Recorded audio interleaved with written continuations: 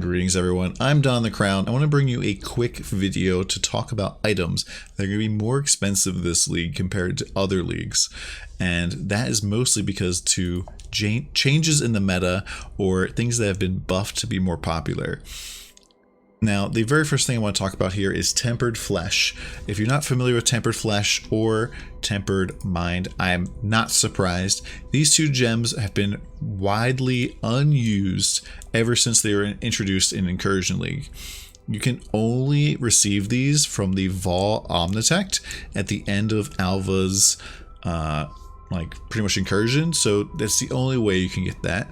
And it's not something that you can really get normally very easily, but it's the type of thing that a lot of times you get and you just throw in your inventory because they're trash. This league, these are going to be amazing because there's large strength and intelligence nodes on the tree that can take great advantage of these, and so that crit multi goes way up, or that accuracy on the tree goes way up.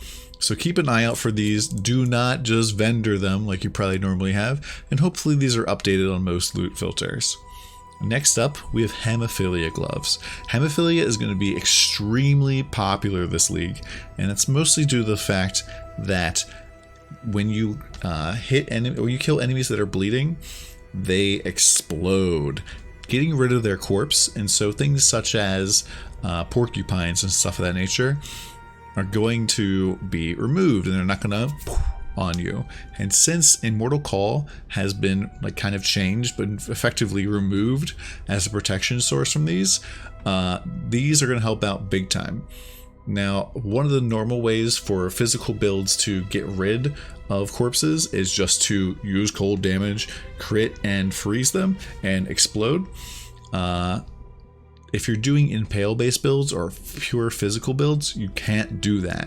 So Hemophilia gloves are one of the only ways in the game to explode enemies if you're not a gladiator.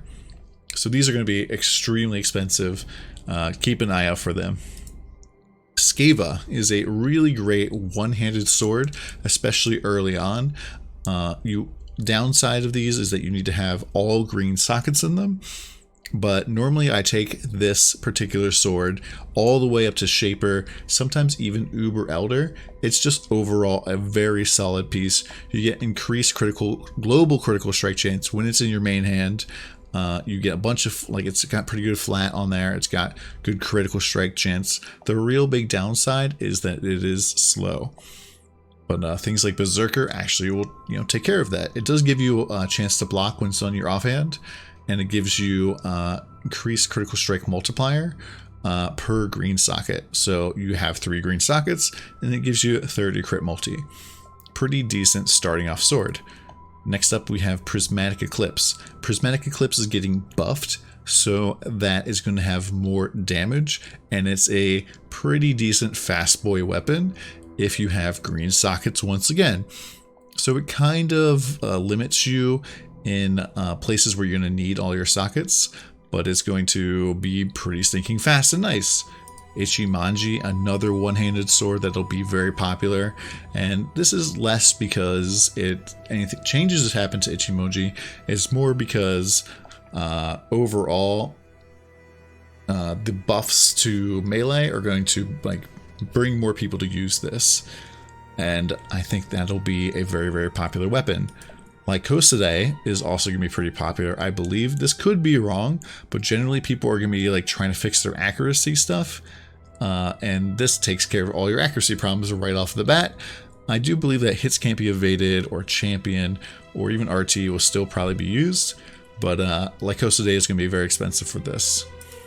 Namahu's Flame is going to be also very expensive, because this is probably hands down one of the most fun and amazing kind of build enabling uniques, because you just spin Cyclone on things, and every single time you hit, you have a 20% chance to trigger a level 16 Molten Burst on melee hit. These can go off every 0.15 seconds. So the faster you go, the better, and it's almost impossible to really cap this out with Cyclone. So Zerker Cyclone, Namahu's Flame, probably a very solid leveler once you have the ability to use it at level 55. That's going to blast you all the way into red maps and be really, really nice. Next up, Facebreakers. Facebreakers have always kind of been pretty meh in the last several leagues, but these are going to be coming back with a vengeance.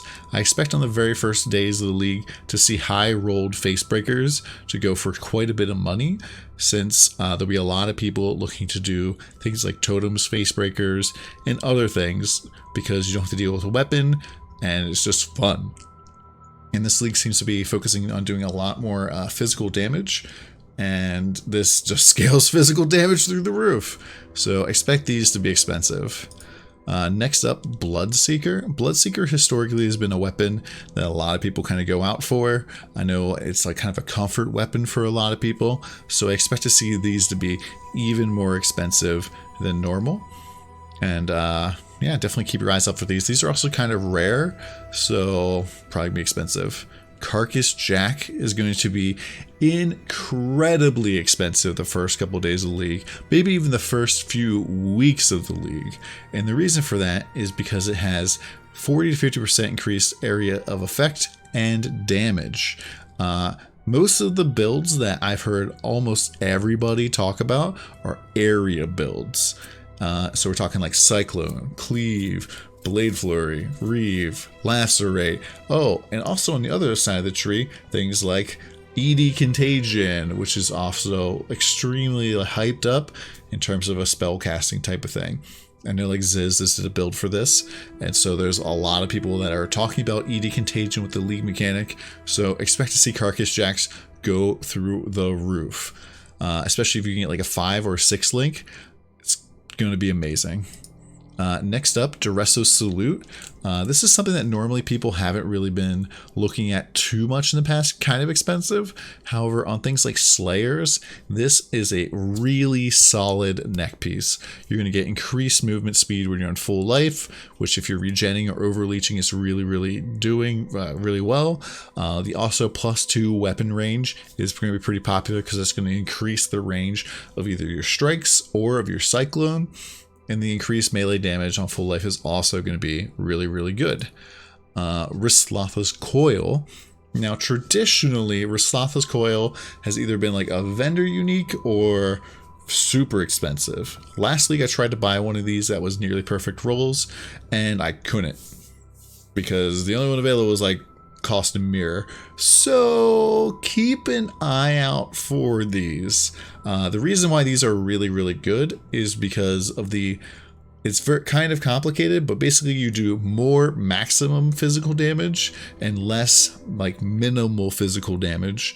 But if you get like 40% more max and 30% less, like the loss there is like more than covered, because you're like multiplying a bigger number with a bigger number and multiplying the smaller number with a smaller number. The range change is not all that bad. I don't want to go into the details too much about how that all works, but this is going to be a solid belt. Also, you gain 50 life when you stun an enemy, and a lot of these faster attacking builds you're going to be stunning a ton, especially if you're doing Impale.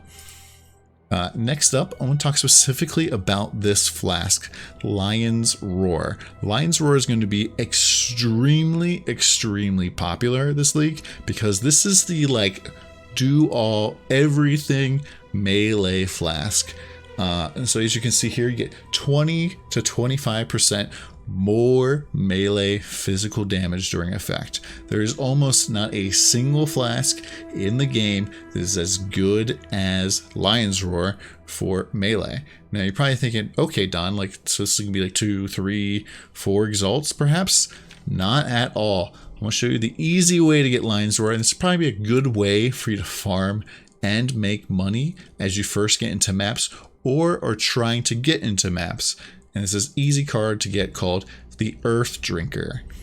Earthdrinker is a wonderful card that gives you a random unique granite flask, and this can be found in desert, dunes, the foothills, the oasis, in the Vastiri Desert.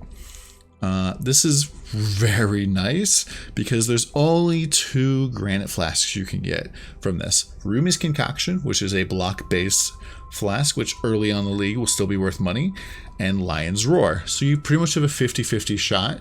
These aren't very rare cards at all either, and so you can definitely get these pretty quickly. I know I was farming Dunes in Solo Self-Found to get one of these, but you can also, instead of farming Blood Aqueducts for Tabula Rasa, farm the Oasis, which I believe even has a higher monster level for like getting that experience pre-maps, and potentially get a card or 2. And Dunes is now a tier 8 map, so you could very easily make this like a tier 13 shaped map, or just farm it. Like tier 8s are actually pretty decent experience in the first couple days of the league, so definitely keep an eye on that. But that is generally my recommendation items for you to keep an eye out for that have probably changed. I know there's some other things that are going to be expensive that I mentioned, like Bringer of Range, Starforge, and other things. Oh yeah, you can't see because I'm blocking it, but Dunes is right here. I hope you guys enjoyed the video. If you feel like I missed any melee specific items, please let me know down in the comments below, or come hang out with us at twitch.tv/DonTheCrown. Hope you have a great league start, and we'll see you next time.